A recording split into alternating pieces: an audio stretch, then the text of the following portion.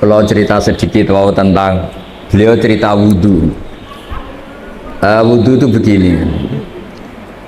Nanti di akhirat itu malaikat tuh tidak secanggih Allah. Malaikat tuh pinter-pinter banget loh. Tentu pinter Allah Subhanahu wa ta'ala. Sehingga nanti itu kata Nabi, sabda Nabi itu kalau orang wudhunya sempurna, basuh wajah sempurna, tangan, kepala sempurna, itu nanti sinarnya itu terang benderang. Sehingga identifikasi kalau ini ashabil yamin, kanan ya kanan, kalau kiri ya kiri. Jadi yang gelap gulita itu kiri, yang terang benderang itu kanan. Kalau wudhu jenengan nggak bener itu jenisnya yang kelap-kelip. Nah ini bisa kegaruk kemana-mana karena mau dikanankan sinarnya nggak cukup, mau dikirikan nyatanya ada sinar. Yaitu terus kata Allah ini yang jenis ini menjadi ashabul araf karena pas digaruk sama malaikat identitasnya tidak jelas. Maka kata Nabi, inna ummati yut'auna yaumal qiyamati hurran muhajjalin. Umatku nanti dipanggil Allah itu dalam keadaan wajahnya bersinar, tangan kakinya bersinar. Terus Nabi ngendikan min asaril wudhu, semua itu efek dari wudhu. Kalau wudhunya sempurna, sinarnya itu sempurna. Nah, maka tadi Neng Aina cerita panjang lebar tentang wudhu. Jadi begini ya, wudhu itu meskipun sah dalam madhab Syafi'i ya. Dalam madhab Syafi'i itu kalau ngusap kepala itu sedikit pun itu sah. Tapi kalau dalam madhab Hanafi itu minimal itu sabon-bonan seperempat caranya. Ini itu apa kalau orang Jawa?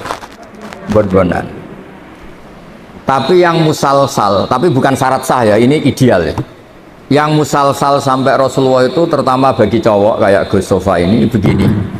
Nabi memasukkan coba pegang ini enggak ini dipegangin mic-nya. Ya Nabi memasukkan ini dua jempol ke sini, terus ini ditemukan di sini, terus begini. Musalsal.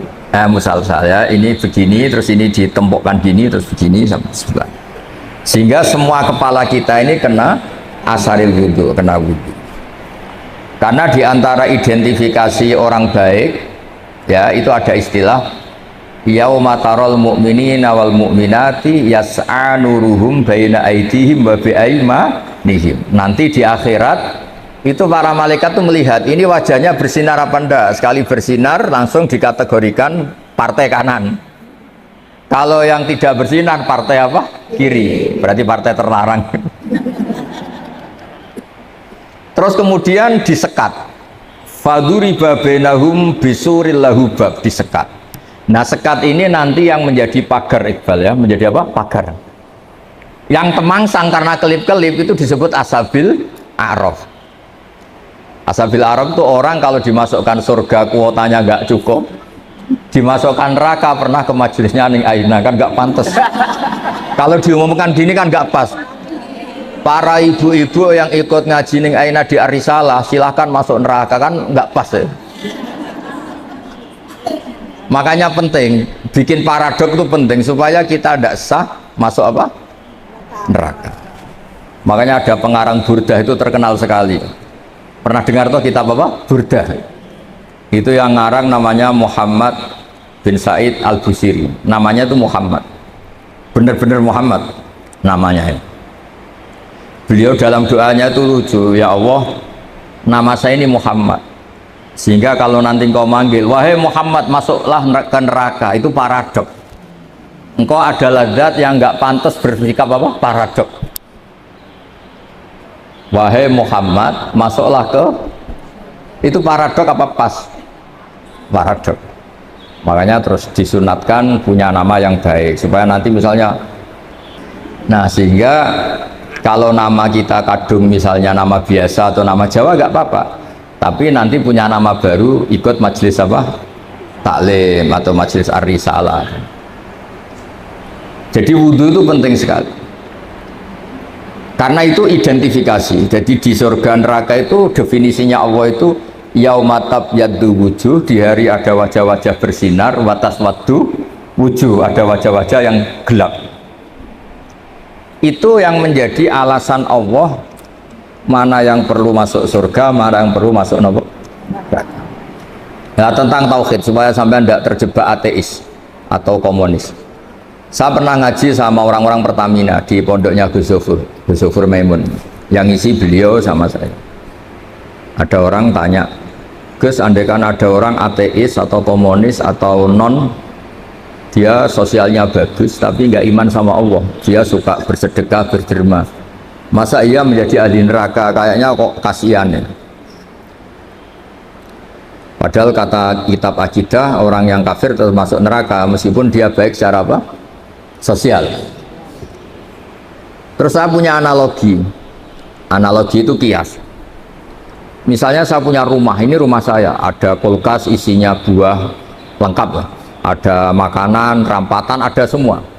Terus ini Gus Iqbal atau Gus Sofa ini masuk, terus ibu-ibu dibagi, ini silahkan makan, silahkan makan. Kira-kira orang itu nganggap Gus Sofa itu baik, nyun sewu, apa maling? Dari segi ngasihnya baik, tapi yang dikasihkan milik orang. Tidak ngakui jasanya yang punya.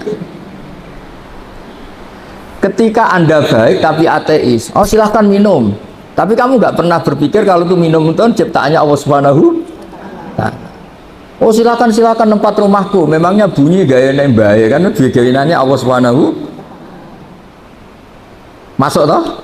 Artinya betapa fatalnya orang yang tidak ngakui Allah Subhanahu wa ta'ala. Ketika orang nggak ngakui eksistensi Allah, ternyata apa? Dia ngamal atau berderma dengan sesuatu yang tidak miliknya, tapi merasa miliknya. Itu buruk apa baik? Buruk. Nah itu kenapa orang-orang yang tidak ngakui eksistensi Allah, apapun baiknya tetap kena sanksi. Itu ibarat Gus Sofa atau Gus Iqbal ini masuk rumah saya, isi kulkas disodakohkan, isi uang disodakohkan. Dari segi sodakohnya baik, tapi ditangkap tuh sama bubuluan itu dianggap pidana ya. Itu kira-kira diapresiasi apa ditangkap? Ditangkap apa diapresiasi? Ditangkap. Ibu-ibu kalau numpang suami sedekah sama tetangga gak pamit suami, diapresiasi apa dimarahi? Nah, itu pentingnya iman sama Allah Subhanahu. Kalau kita iman kan kita ngasih tetangga tidak sok berjasa karena kita yakin uang ini milik Allah Subhanahu. Makanya saya termasuk kiai baik gitu. Kata orang banyak saya ini kan termasuk kiai pinter. Tapi kenapa saya tetap tawaduk? Karena saya tahu ilmu saya itu milik Allah Subhanahu. Sehingga saya tidak perlu nuntut dengan hormat saya, ngisot, nggak perlu. Ya sudah begini sudah bagus. Jadi dulu itu sahabat ditanya, ini cerita nyata. Ibu-ibu mulai dulu kan tukang demo. Ya nggak pernah bener lah mulai dulu memang sudah gitu. Tapi tetap masuk surga karena nanti malaikatnya bisa didemo kalau nggak masuk surga. Ibu itu ngaji sama Nabi. Itu ada yang jilbabnya miring, ada yang nggak pas. Mungkin sebagian ada yang, pokoknya ada yang nggak pas. Mungkin nyun sewu ada yang sebagian, pokoknya nggak pas. Ya pas ngaji sama Rasulullah. Ya Nabi betul, Nabi Sayyidul Awalin wal Akhirin. Bareng Umar datang ke majelis, semuanya ibtadarnal hijab, semuanya menata apa? Hijabnya rapi gitu. Aku yakin ini adegan tidak ada nih, mungkin nggak setegang ini. Misalnya sama saya saja, mungkin ibu-ibu rileks, ini ngaji sama orang baik jadi rileks. Ketika Umar datang itu langsung ibtad, semuanya nata apa? Jilbabnya. Umar malah tersinggung.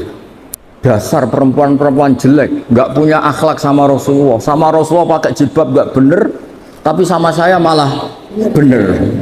Jawabnya ibu-ibu, karena Rasulullah itu baik. Karena Rasulullah itu wa anta afaddu wa aghlad. Afaddu itu Anda itu orang yang sadis, bisanya nyalahkan, biasanya marah. Kamu bisa tahu kan yang mirip Rasulullah itu siapa? Yang mirip Umar itu siapa? Jadi intinya itu Rasulullah itu ya punya majlis untuk perempuan, bahkan itu punya akibat dan Nabi tetap melanjutkan. Makanya punya akibat tuh sering ibu-ibu mulai dulu yang engkek ya banyak, yang caper ya banyak, sehingga Aisyah tuh cemburu. Dasar Nisaul Ansor. Ini caper kali Kanjeng Nabi. Iya, campur baik Kanjeng Nabi. Untung Nabi sudah nggak ada. Kalau masih kasihan tuh kiai-kiai nggak payu jadi kiai gitu. Ya Nabi kan ganteng, sopan. Sehingga terus Aisyah cemburu, Sayyidah Aisyah cemburu, terus Nabi malah muji. Sebaik-baiknya perempuan itu perempuan Ansor, tidak malu tanya urusan apa? Agama. Tapi Aisyah tetap melihat itu sensitif lah, cemburu. Karena kadang tanyanya perempuan Ansor itu sampai urusan privat, urusan khas perempuan, tentang menyelesaikan haid itu gimana, mandi dari haid gimana. Saat itu kan belum ada syariat, belum ada pondok, belum ada majelis taklim. Jadi memang yang nerangkan harus Nabi sendiri. Jadi semuanya itu ada resiko. Kalau perempuan nggak diajarin nanti nggak tahu cara bebersih, cara sesuci. Kalau diajarin istrinya cemburu. Jadi kayak itu repot. Ya terus makanya terus banyak yang kayak saya terus nganggep lucu saja. Kalau nggak dianggap serius tuh repot. Ya jadi Umar ya tak teruskan lagi. Sampai tahu kan sekarang siapa yang Umar? Umar marah. Ya aduwati anfusina, wahai perempuan yang nakal-nakal. Harusnya Rasulullah ahakku ayyahabna. Rasulullah itu lebih berhak kamu takut, kamu wibawa, kamu hormati. Kenapa sama saya terus? Ya karena Rasulullah itu lebih baik, Anda ini kasar. Semenjak itu ya makanya terus orang hubungan dengan Allah juga sama. Kamu punya utang orang 1 juta atau 10 juta, nggak bisa nyaur itu nggak berani ketemu. Tapi kamu sering melanggar perintahnya Allah, itu kita istighfar ya nyaman. Dengan segala kesalahan kita mengadu ke Allah ya nopo nyaman. Sehingga Allah ini nyata sebagai Rahman Rahim itu nyata. Coba ya, Anda pakai motor teman kamu gadekan, itu nggak berani ketemu. Tapi kita pakai sarannya Allah, mulai oksigen, langit, bumi, semuanya kita pakai. Padahal kita sering salah, mungkin sholat kita tidak benar. Tapi istighfar tetap nyaman, nyebut asma Allah ya tetap nyaman. Saking baiknya Allah Subhanahu wa Ta'ala. Sehingga tetap bikin nyaman orang-orang yang meskipun sedang tidak dekat. Makanya ada sebuah hadits qudsi ngendikan, wahai Daud ini nabinya Allah. Saya dengan orang yang lari dari saya itu aswaku, sangat-sangat sayang. Nah di Indonesia kebetulan Torekoh itu bersanad sama hadis-hadis seperti ini. Sehingga nggak ada kita adat kiai ngecap orang yang enak. Ngecap itu mensetip masih. Mungkin sebagian kita orang Indonesia masih banyak yang judi online, mungkin sebanyak yang kecanduan narkoba, sebagian kita mungkin masih korupsi, sebagian kita masih nggak bener. Tapi karena agama ini bukan mengadili atau terus membasmi, tapi agama ini membenahi. Kalau ada jalan rusak itu dibenahin apa terus nggak dijadikan jalan? Tetap jalan tapi dibenahi. Kalau rumah ada tikus itu rumahnya dibakar apa tikusnya yang disuruh mirih? Gara-gara sanat-sanat seperti itu sehingga alhamdulillah masyarakat enak kerennya kayak gini tuh peduli, takut umatnya Nabi itu wudunya salah, sholatnya salah, zakatnya salah, tidak kok malah ngadili dasar bego, dasar goblok, enggak, dibina. Sehingga jenengan harus bersyukur dengan metode seperti ini meskipun yang ngeri-ngeri sedap. Saya nggak bayangkan, andai kan saya ini kan sudah kiai top, itu kalau kesini itu ya gimana gitu. Lo tanyain anaknya tadi nyogoi kopi saya itu belum loh. Saya datang belum sampai 5 menit belum ada kopi. Kok ngaji Gus ya? Nggih. Orang nggih itu bisa saking baiknya atau saking takutnya. Kayaknya yang kedua. Nah, jadi kanda nih. Di sini aja masih diteruskan. Gimana kalau nggak ditodong? Oh. Nggak ditodong. Pakai mic, ngamuknya pakai mic biar dengar. Saya itu dekat sekali sama Mbak Ma'ruf, suaminya Neng Aina itu beda betul. Mbak Ma'ruf itu anteng ngaji.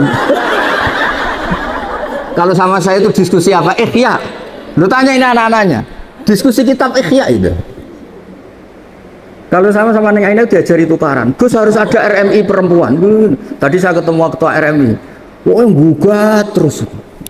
Dan saya senang. Memang perempuan itu baiknya gugat. Ini ada cerita ya. Ini cerita sanad mutasil ya. Saya berkali-kali cerita. Belum ada hukum Allah dirubah kecuali karena pemberontakan kaum perempuan. Jadi di juz 28 itu ada surat namanya surat Mujadilah. Ada yang baca surat Mujadalah. Jadi ada perempuan cantik namanya itu Khawlah. Orang Arab itu kan hiper karena makannya daging tidak ote-ote jadi hiper. Kalau kiai Jawa itu kan makannya ote-ote tempe terus utang jatuh tempo jadi sudah error lah sudah masalah syahwatnya itu sudah error sudah tempe terong utangnya jatuh apa tempo. Kalau orang Arab itu kan makannya daging orangnya punya uang. Ya mungkin karena lama nggak hubungan suami istri, istrinya itu cantik, ngerti istrinya itu suci, sudah haid suci. Pas masih sholat tuh diajak hubungan suami istri kan nggak mau, setelah wiridan ya nggak mau. Terus dia marah, didihar, belum dicerai, didihar itu ada satu bahasa yang setingkat talak. Ya pokoknya gitu lah, ada satu bahasa setingkat talak. Terus dia merasa gimana kok sampai gini kayak sudah dia agak kecewa dengan perilakunya sendiri. Matur Rasulullah, ya Rasulullah saya ini tadi begini-begini. Nabi menjawab, oh yang kamu katakan itu biman zilati tolak, yang kamu katakan itu semakna dengan tolak, berarti istri kamu tidak halal bagi kamu. Ya lelaki yang mandok-mandok, meskipun dia tuh ya iman istrinya cantik kok hilang, waduh gara-gara kata itu terus kehilangan apa? Istri. Dia kayak gimana gitu, kehilangan istri cantik itu kan berat, kehilangan istri jelek aja berat apalagi kadang ada yang jelek rezeki gitu. Sama Gus Ya. punya suami ganteng juga medeni tuh. Ganteng punya uang neng nak kere gak berarti medeni. Karena kalau ganteng kere itu terus error ya, nggak menarik ya, terus ngowah-ngowah kayak orang. Walhasil terus ya sudah hukumnya itu cerai. Si suami ini langsung nurut sama Nabi, kehilangan istri. Pulang. Kata istrinya gimana kata Nabi? Dihukumi cerai. Wow, dilabrak Nabi ini perempuan ini. Dilabrak. Ya Rasulullah ini hukum apa? Enggak benar hukum yang kamu katakan tuh enggak benar. Ini hukum apa? Apa-apaan ya? Kalau saya dicerai ketika masih cantik enggak apa-apa ya. Lelaki itu sudah menghabiskan muda saya, cantik saya. Ketika cantik saya, muda saya hilang, terus kamu hukumi cerai. Kalau dulu nggak apa-apa, sekarang saya ini sudah tua. Saya ini punya anak banyak. Kalau dirawat dia, mesti terlantar, katut babon lain katanya. Kalau dirawat saya perempuan nggak bisa cari apa? Nafkah. Kalau bikin hukum yang benar, Nabi bilang sementara hukumnya hanya gitu, memang hanya gitu sementara. Lu itu perempuan tadi saking kacaunya bilang gini dengan sama Rasul, ya nanti engkau saya laporkan Tuhan bahwa anda ini tidak serius. Karena gue jadi nabi hukumnya harus dievaluasi. Nah gak perempuan gak bisa. Dia pulang tapi perempuan ini religius. Dia sujud berdoa ya Allah kasih tahu nabi engkau bahwa kalau bikin hukum jangan begitu. Lalu itu malaikat datang ke Rasulullah, mat turuti ya repot song wedok. Saya tuh berkali-kali loh ketemu ireng ditodong Gus siapa suruh ngaji, saya biasa bilang enggak ya. Tapi kalau ras terkuat di dunia yang ngomong itu bisa masalah besar. Jadi itu Rasulullah Nabi dikomplain. Makanya cerita itu sebagian tuh nggak bener. Katanya ada kiai cerita nanti bidadari di surga tuh cantik-cantik, sudah cantik nggak bawel, sudah cantik nggak bawel, terus nggak minta uang belanja, uang salam, ya baik. Terus ada santri bilang, Pak Yai, Bu Yai di belakang baru datang, tapi paling cantik yang dari dunia. Kok bisa hanya ada tambahan itu kan? Saking takutnya. Akhirnya hukum dihar itu tidak sama dengan tolak. Makanya ada surat ini Sofa tahu Iqbal. Qad sami Allah qaulal lati tujadiluka fi zawji. Allah itu mendengar perempuan yang bantah kamu. Tujadiluka itu bantah, komplain. Kayak apa perempuan? Hukumnya Allah aja dilawan. Kondang ya, pokoknya prestasinya itu hebat. Kita bagus. Ya tadi Khawlah tadi. Dan penerusnya maksudnya. Khawlah dan apa? Dan penerusnya. Tapi itu menjadi berkah. Andaikan tadi perempuan tadi tidak komplain, mungkin tidak ada hukum seperti itu. Jadi makanya komplain itu penting kalau sudah muqaddar. Jangan pernah dengar kan sholat itu pertama 50 apa 50. Itu berkahnya Nabi Musa yang tukang komplain. Kalau tidak ada komplain bisa 50. Jadi berkah komplainnya Nabi Musa itu kayak Neng Aina, dia kan tidak model gini, mungkin saya tidak ngaji sama teman. Misalnya loh, beliau berakhlak karimah kayak orang Jogja. Ngapunten Gus, nak menawi kerso, ngaos, nak boten nggih mboten dadi penggalih, nderek lah. Wah, aku mesti milih enggak yakin milih kan. Kira-kira loh, andai kan Neng Aina kayak orang Jogja sesopan itu, saya ngaji apa enggak? Oh enggak, makin enggak. Itu butuh teror, itu butuh teror itu. Saya itu berkali-kali di Sidogiri, di pondok-pondok itu kan masih keluarga itu. Mesti ya monggo Gus nak ngaji ya, aku muni sesuk ya sesuk gak apa-apa engko. Nah kali ini enggak. 5 menit. Jadi ya. Tadi saya baru asik cerita-cerita sama Mbak Anwar. Beliau delok jam, wis wayahe ngaji. Mbak Anwar. Jadi sowan Mbak Anwar ya dijami. Mbak Anwar loh, abahnya sendiri. Di tengah-tengah asik cerita ya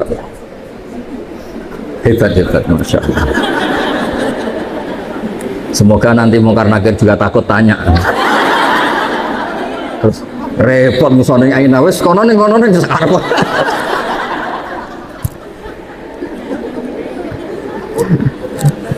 Jadi Allah itu memang zat yang luar biasa. Sesuatu itu kalau didesain sesuai awalnya itu mesti bagus. Meskipun kita kadang tidak cocok. Misalnya perempuan itu komplain, itu ya memang Allah desain gitu. Mungkin baiknya komplain.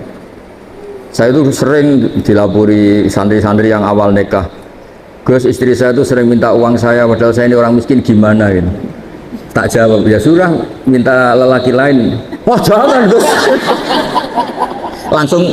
Berarti itu ya memang sunnahnya perempuan mau minta uang siapa kalau nggak sama. Ada yang cerita lagi, Gus istri saya sering marah sama saya gini. Ya sudah biar marah sama tetangga. Jangan Gus nanti malah gimana.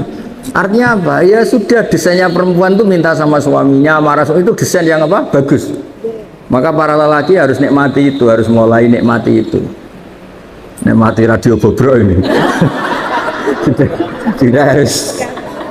Karena kalau nggak dinikmati ya bisa stroke gitu. Ya karena Nabi itu orang paling pinter di dunia itu kan Nabi Muhammad. Itu nggak ada rumusnya ngadepi perempuan. Nabi pernah ngendikan, ini terakhir ya. Nanti ada tanya jawab, tak turuti semua. Ada Nabi itu ditanya gimana Nabi menghadapi perempuan. Perempuan itu khuliqat min dilain awas, dari iga yang apa bengkok. Kalau kamu paksakan lurus maka patah. Kalau kamu biarkan tetap apa? Bengkok. Nabi saja tidak punya rumus, apalagi kita. Sahabat ditanya, terus piye? Ya tidak piye, sudah gitu itu sudah. Diluruskan apa? Patah, dibiarkan bengkok. Terus Ya sudah begini. Kayaknya orang paling cerdas di dunia tidak punya rumus kalau tentang apa? Perempuan ya. Hebat dia perempuan itu. Hebat. Ya saya itu berharap begini itu nanti kalau sudah ketemu Allah nanti di akhirat itu wis cobamu wis kenal ning Aina aku wis coba.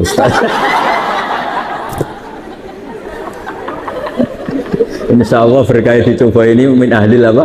Jannah.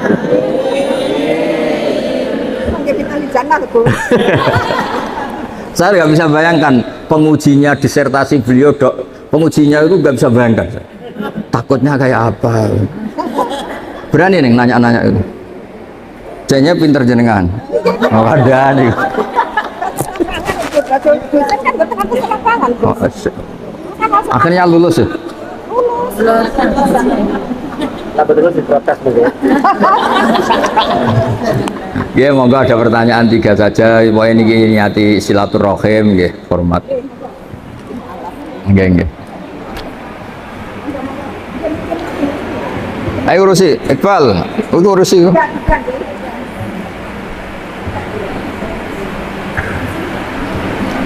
PCA, Bang, PCA. Apa? PCA. Oh, jadi monggo. Assalamualaikum Ustaz. Waalaikumsalam, nggih. Dalam berdiri preso. Nggih berdiri mawon, berdiri tegak mawon ya. Ngapunten. Dalam itu kan keluarga besar Nasrani. Nggih. Terus saya sampun alhamdulillah sampun mualaf. Nggih. Namanya siapa? Dalam lilis biaya. Panggilannya apa aja panggilannya? Lilis. Lilis ya. Iya. Dalam engkang dalam tanyaan itu, Iya. apakah nama baptisan Iya. yang dibawa mulai kecil kalau sudah mualaf itu harus ganti apa tidak? Oh ya. Terus kebetulan almarhum Bapak Ya. Allah masih Nggih. terus datang seharian pun di Ya. salib itu Nggih. Nggih. terus terakhir dalam itu sampai mboten kagungan sederek Nggih. ibu bapak sederek teman-teman Nggih. dalam saat mereka ngopeni paklik ingkang gangguan jiwa Nggih. paklik itu mboten kromo Nggih. kadang semangat Nggih. terus yang pun dalam ngantos hadir Nggih. umpami dalam saat nama itu dalam model datang Satpol PP maupun Ya. dinas sosial Nggih. maupun dalam salah Nggih. maupun boten Nggih. terus dalam itu kan rumian ngasal datang perbankan Nggih. ini kok harus suntik Nggih. kan kata yang anu tak mau sambung dan sini Nggih. akhirnya kan perbankan dibutuhkan oleh masyarakat Nggih. akan akan riba memang dibutuhkan oleh Nggih. masyarakat. Nggih.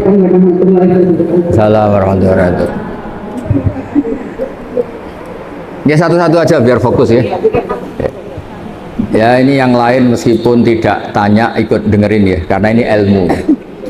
Terus yang jelas itu Bu Lilis harus syukur ya. Syukur dikasih hidayat Allah Subhanahu wa Ta'ala. Berkahnya syukur ini bisa mengabaikan hal-hal kecil yang mungkin masih mengganggu. Ya saya ulang lagi, berkahnya syukur ini bisa mengabaikan hal-hal kecil yang apa? Mengganggu. Misalnya Anda itu buka puasa dengan nasi kualitas beras paling rendah, minum teh ya kualitas paling rendah, minum kopi, tapi karena sangat lapar, sangat haus, itu seneng sekali. Ya sama mungkin orang-orang yang dulu pernah tidak Islam, itu kan ibarat kalau terus itu kan nyuwun sewu menurut keyakinan Islam kan bahaya sekali. Sekedar selamat meskipun adnas salamah dengan standar paling apa? Minimal, paling rendah, tetap itu luar biasa. Jangan sampai setelah kita Islam masih ngeluh, sayang bapak saya belum Islam, mbak saya belum Islam, karena ini hanya mengganggu apa? Syukur.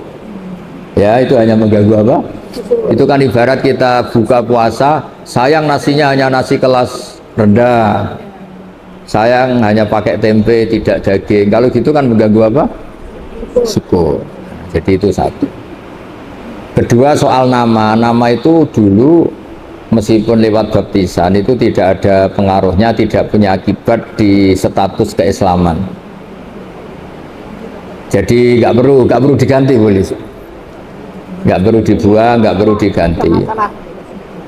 Terus soal perbankan itu masyhur itu di fatwa NU, sesuatu yang remang-remang, misalnya tadi ada orang punya utang 1 juta disuruh nyaur 1.100.000, tentu seperti ini sepakat itu riba. Tapi kalau sistem Sistem itu beda dengan personal, sistem itu beda dengan personal. Memang kita tidak boleh bilang langsung halal karena bisa saja lebih dekat ke definisi apa riba. Tapi ya jangan langsung bilang haram, jangan-jangan tadi seperti kata beliau memang itu kebutuhan. Kebutuhan gini, sekarang investor itu bisa nggak utang tanggane 1 miliar untuk investasi? Tidak bisa, kan yang menyediakan itu kan pasti bank. Utang tonggo kan paling weteng lorong untuk obat, utang modal itu kan. Nah, tidak apa-apa, hukum nggak jelas itu nggak apa-apa. Kalau nggak harus nggak jelas ya sebaiknya nggak jelas. Makanya di Nabi itu ngendikan halal ya jelas, haram ya jelas. Tapi selalu ada antara halal dan haram. Itu jadi kalau yang makanya dulu Mbah Maimun itu sering bilang, tapi tidak kritik ya, Bu Lilis sering bilang usahakan sama-sama urusan dengan bank itu bank pemerintah atau bank negara. Karena itu kalau misalnya ini salah dan memang misalnya benar-benar riba, sakeliru-keliru negara itu untuk pakai sarana umum. Bayangkan keliru sekalipun, bayangkan keliru, apalagi kalau tidak keliru. Tapi saya ulang lagi, bukan berarti terus menafikan yang swasta, bukan. Tapi ini cerita kalau ada pilihan. Misalnya gini, haji lewat negara sama swasta, sak keliru-keliru negara karena negara. Misalnya gini contoh gampang. Kemenak atau haji atau di lembaga-lembaga sosial negara, Kemensos atau BUMN, tentu salah itu banyak sebagai manusia. Di sekeliru-kelirunya negara, ada PLN, ada jalan, ada jembatan. Yang kembali ke rakyat itu jumlahnya tetap apa? Besar. Misalnya Kemenak ya pasti ada salahnya, namanya manusia. Tapi ada kantor KUA, ada sarana prasarana, ada penyuluhan, ada gedung apa? Haji di mana-mana ada. Sehingga swasta ya baik menopang pemerintah, tapi kalau sama-sama milih itu yang mendekati darurat Bu Lilis memang sistem apa? Negara. Artinya sesuatu yang dengan tanda kutip awalnya nggak boleh untuk menjadi boleh kan nunggu status darurat. Dan yang sering darurat itu adalah keputusan apa? Pemerintah. Misalnya menetapkan Syawal, secara ilmiah orang Indonesia tuh banyak yang mandiri bisa falak, banyak. Tapi kan subjektivitasnya tinggi. Makanya kemarin yang Kemis saja ada, bukan sekedar yang Jumat, yang Kemis saja ada. Ya kan?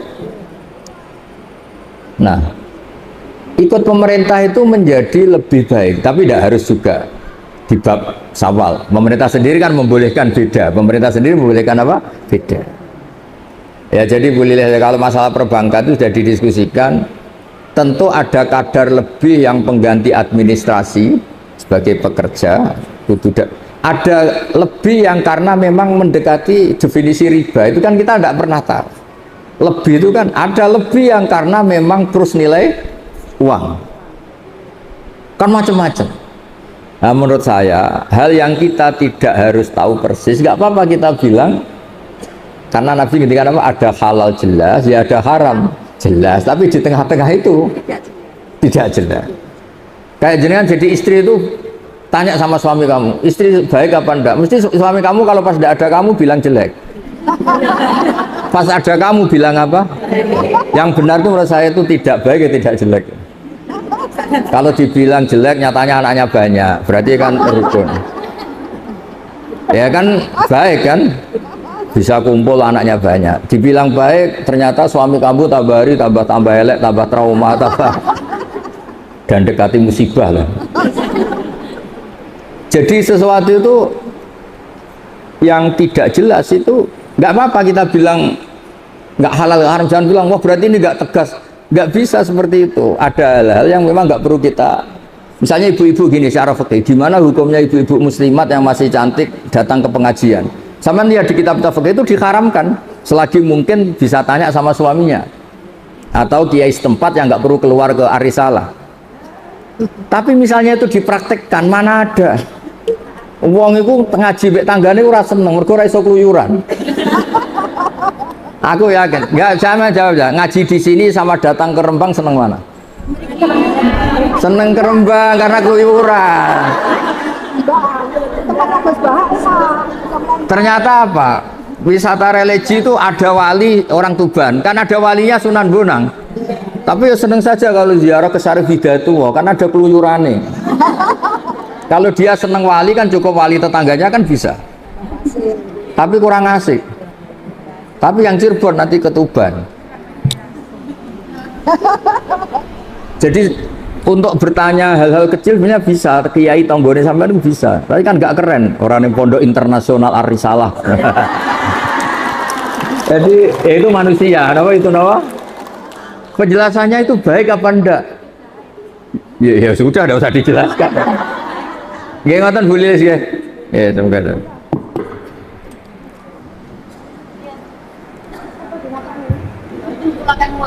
Mas. Assalamualaikum warahmatullahi wabarakatuh. Waalaikumsalam.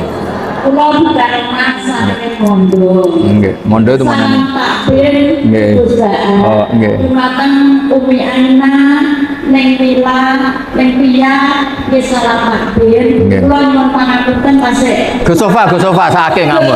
Ah, engko mutung. Bapak Yasin kemarin mboten saged rawuh punten ingkang kathah.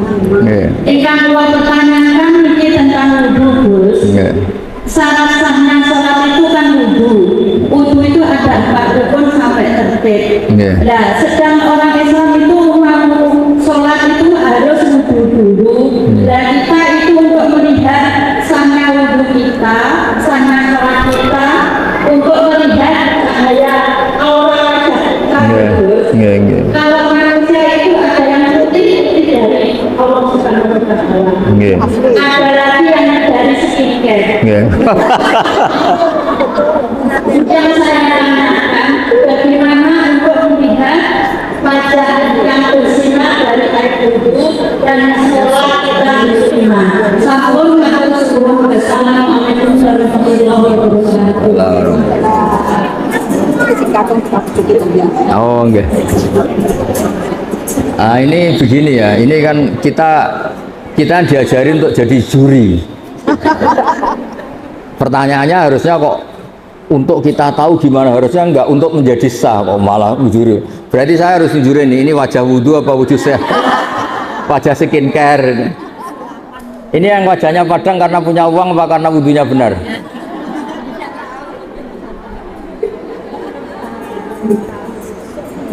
Ini kan pertanyaannya katanya. Jadi begini ya. Ibadah itu satu memang harus ada aturan fikih ya. Wudhu sah punya akibat sholatnya sah. Sholat sah itu bergantung wudhunya sah. Oke, itu begitu. Tapi yang perlu dicatat, syariat ini itu ada standar minimal, namanya adnal kamal, standar minimal. Standar minimal itu bisa diberikan orang-orang yang mungkin takdirnya jauh dari ulama, lahir dari keluarga abangan, bahkan mungkin mbah-mbahnya nyuwun sewu masih ikut partai terlarang dulu, misalnya PKI atau komunis. Sehingga di Fathul Mu'in itu sering ada kesalahan-kesalahan yang kata beliau ma'fu karena dia nasya'a baidan minal ulama, dia di komunitas yang jauh dari apa? Jauh itu tidak harus fisik atau jarak fisik, bukan.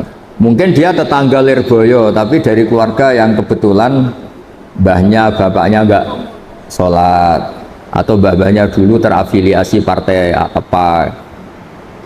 Yang namanya komunitas, saya tadi cerita di depan Mbak Anwar sampai dokter tahu, itu dulu itu ketika Musoddek ngaku nabi, saya ini termasuk peneliti, itu yang percaya banyak. Ternyata ketika saya tanya, kenapa kamu percaya Musoddek nabi? Jawabnya apa lucu? Memangnya kalau dia nabi masalahnya apa ya? Tak tanya, kamu tahu nabi itu apa? Enggak tahu. Ketika tak jelasin, nabi itu orang yang mulai kecil tuh baik, gak pernah maksiat. Oh kalau gitu ya enggak, Musoddek enggak nabi gitu. Sama orang-orang yang lahir dari keluarga abangan, keluarga itu janggal. Gunanya apa sih sholat? Gunanya saja malah janggal. Keramik kok diambungi, malah janggal.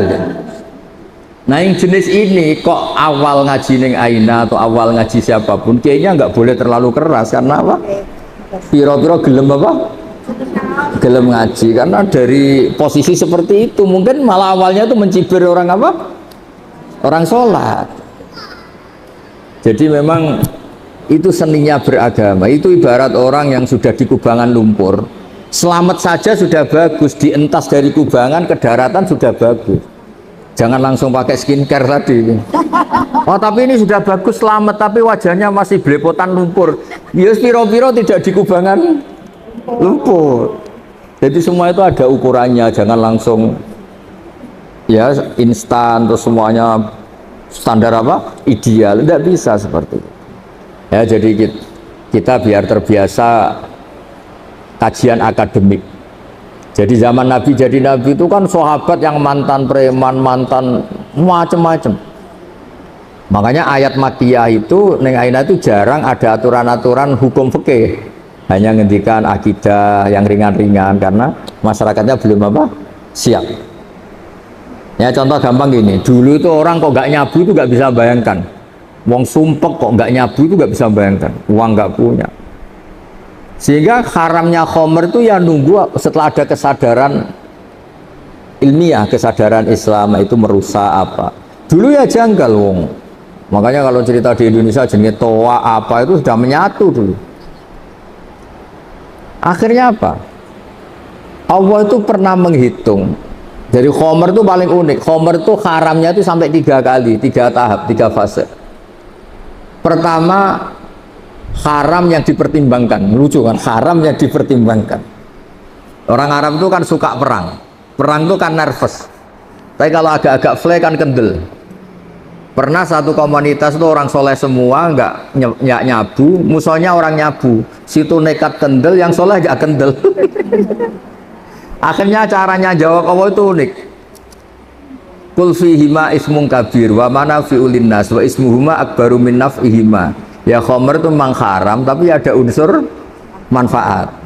Tapi madorotnya, bahayanya lebih banyak ketimbang manfaatnya. Sehingga orang-orang itu masih banyak yang nyabu. Terus kedua, diharamkan lagi karena ada sahabat gara-gara habis ngefly ngimami yang mestinya bilang la a'budu ma ta'budun, bilangnya a'budu ma ta'budun. Jadi artinya orang-orang kafir saya yang menyembah apa yang kamu sembah. Gara-gara nyabu nguntallah lah. Padahal ini prinsip la a'budu kan saya tidak menyembah Tuhan Anda. Gara-gara lanya dibuang menjadi saya menyembah. Terus diharamkan kalau mendekati sholat. Jadi khomer itu haram jam 11 mendekati duhur. Kalau asar ya jam 2:30 baru haram. Tapi kalau pagi nggak apa-apa. Zaman itu ternyata alhamdulillah pagi minum khomer gara-gara ngefly gak sadar dia bacok-bacokan sama pamannya sama bapaknya.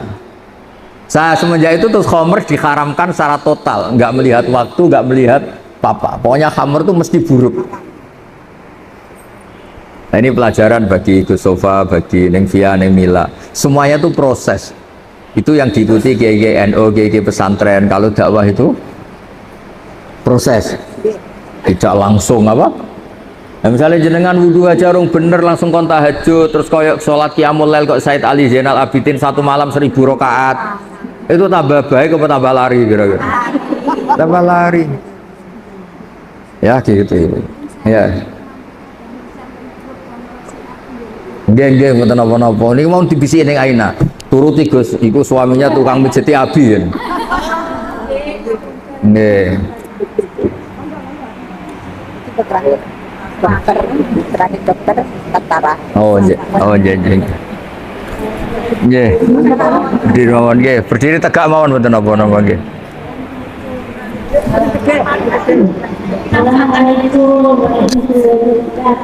Assalamualaikum warahmatullahi wabarakatuh. Nggih, apa nama? Asman. Oh, Sri Ani nggih.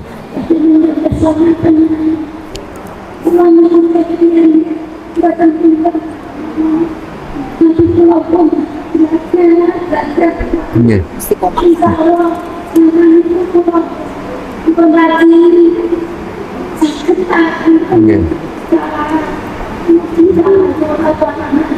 Nggih.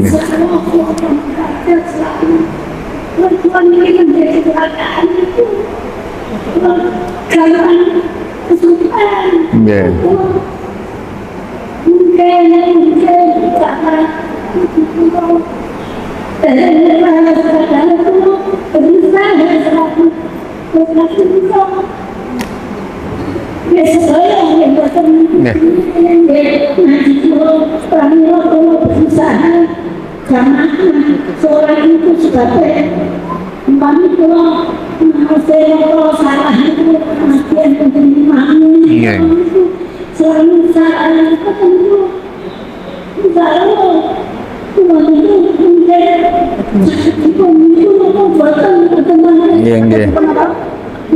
Tampi. padahal benar-benar bagus itu untuk uang.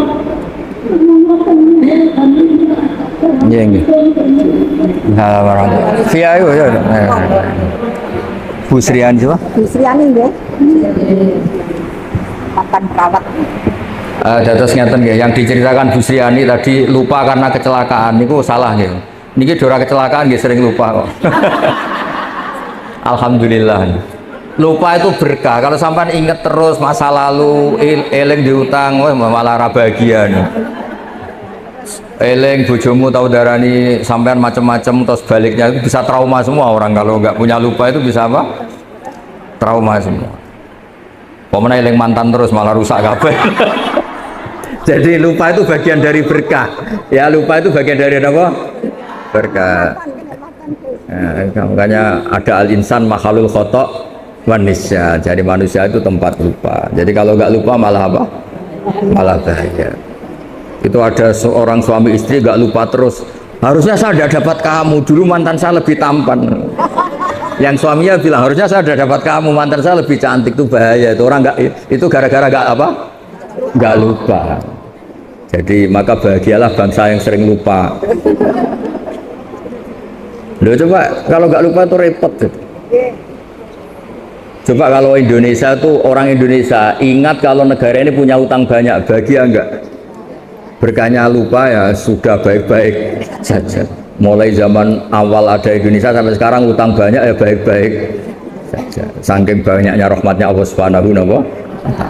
Jadi gini Bu Sriani ya, ada ijazah ini sekaligus saya ijazahkan jenengan. Ibadah itu mulai dulu dari kita, apapun benarnya menurut fikih sebetulnya tidak pernah ideal menurut Allah Subhanahu wa ta'ala. Meskipun secara fikih kita benar. Karena pasti ada hal-hal yang kita tidak benar.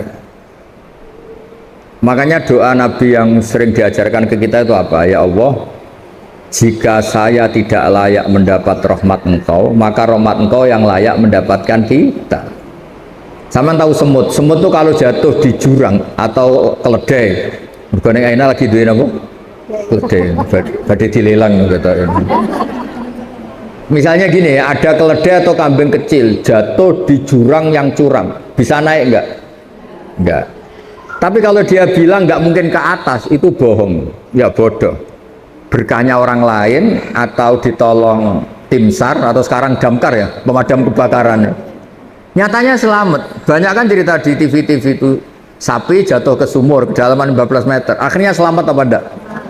Karena dia apa karena ditolong? Nah, hubungan kita dengan Allah seperti itu Bu Sriani.